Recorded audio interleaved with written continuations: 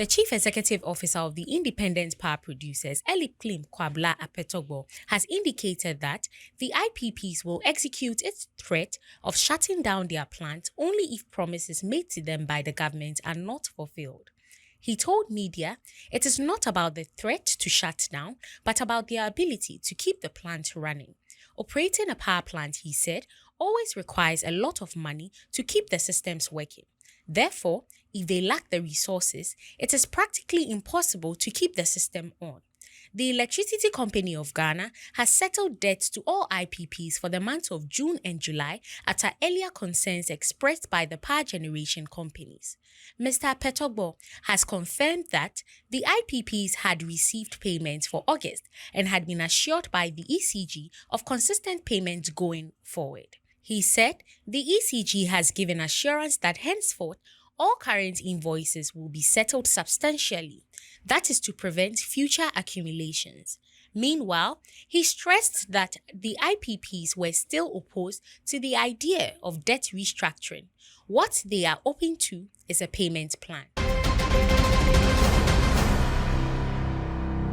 ExxonMobil has issued a tender in Nigeria for 2 deepwater mobile offshore drilling units for up to 5 years. In a report filed on NIPEX, Exxon Exploration and Production Nigeria said it sought companies to provide the 2 drilling units and associated services. These include solid control, rig positioning, subsea metrology, ROV, cementing unit, and pumping services. The rigs will carry out drilling, completion, testing, temporary abandonment, and workovers in water depths from 600 to 1,800 meters. It wants to deploy the rig for the permit it has obtained through production sharing agreement with the Nigerian National Petroleum Corporation. ESSO is the operator of 4 areas offshore Nigeria. In October 2016, Exxon released information about the Owowo find. The discovery contained between 500 million and 1 billion barrels of oil, according to the business at the time.